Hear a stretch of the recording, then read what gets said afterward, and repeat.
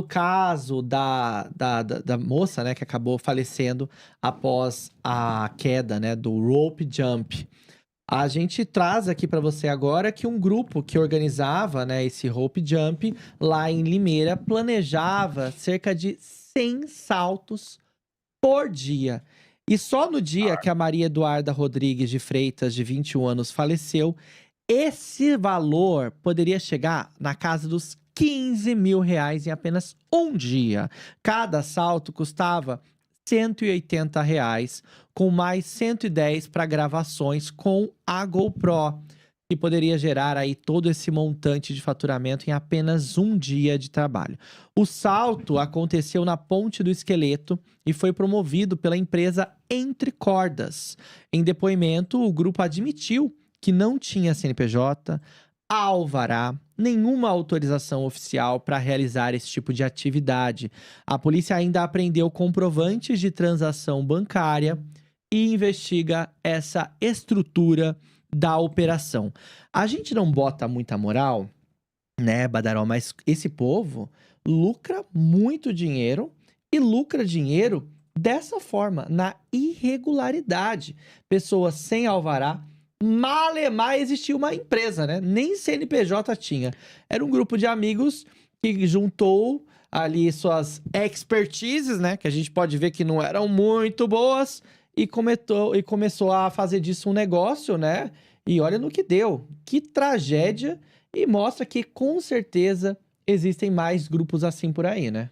Olha, Felipe, era isso que eu ia te falar quando você lia a notícia aqui, porque a gente estuda a pauta e empresa entre cordas, entre muitas aspas, né? Essa É. palavra empresa entre muitas aspas, porque sequer CNPJ eles tinham, sequer autorização eles tinham, não tinha nenhuma regulamentação, gente.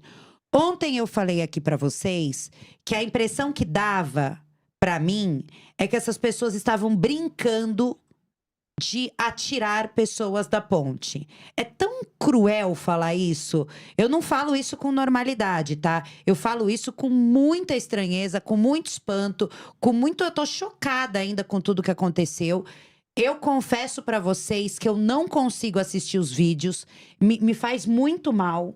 É muito impactante pra mim o vídeo, principalmente o da Maria Eduarda, e com os vídeos com as pessoas com as cordas. Agora, olhem o lucro que essas pessoas estavam tendo. A gente não sabe que tipo de equipamento que eles estavam usando. Eles não tinham nenhuma regulamentação. Não tinha nem empresa aberta. É só pegar uma maquininha de cartão, vamos pegar uma corda, vamos jogar as pessoas ali da ponte e vamos cobrar, e muito caro por isso.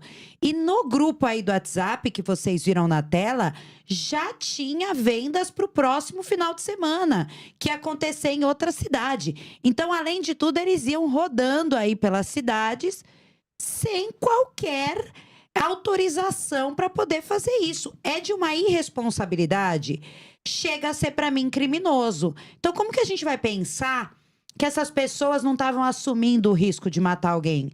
Como que eu vou pensar que a vida das pessoas não era indiferente para esse grupo aí de amigos que resolveram ter essa prática dessa atividade? Não dá pra gente fechar os nossos olhos para isso, né, negão? É. Não, não tem como. E, por incrível que pareça, eles estavam cobrando barato, talvez justamente por isso, por eles não terem regulamentação nenhuma.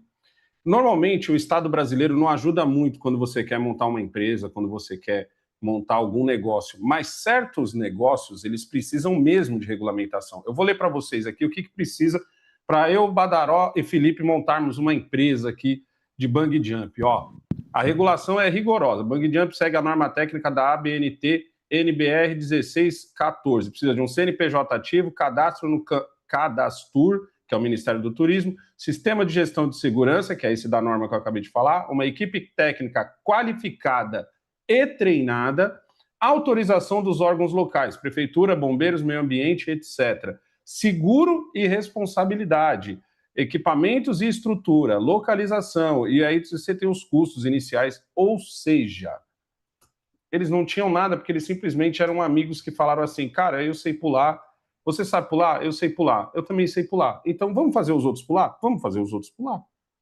É isso. É Absurdo, né? literalmente isso daí. Eu tenho uns metros de corda. Você tem o quê? Eu tenho um mosquetão. Eu tenho um cinturão. E quando foi ver, todo mundo tinha os seus equipamentos e pensou, pô, então vamos... Porque uma coisa é eu, Felipe e Badaró, que gostamos de esportes radicais, nos arriscarmos. Isso é uma coisa.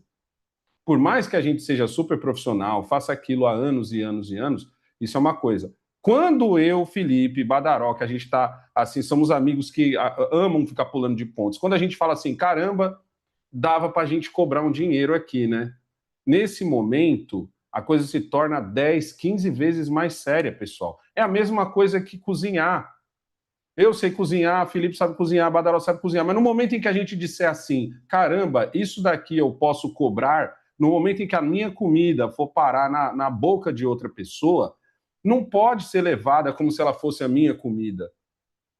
O cuidado com a higiene, o cuidado com o preparo tem que ser muito maior, tem que ser muito. O cuidado com guardar os alimentos tem que ser muito superior. A mesma coisa é esse tipo de esporte. O que é pior, porque normalmente quando você se diverte muito, quando você está profissional em alguma coisa, quando você faz aquilo há muito tempo, você tende a relaxar com certos equipamentos de segurança.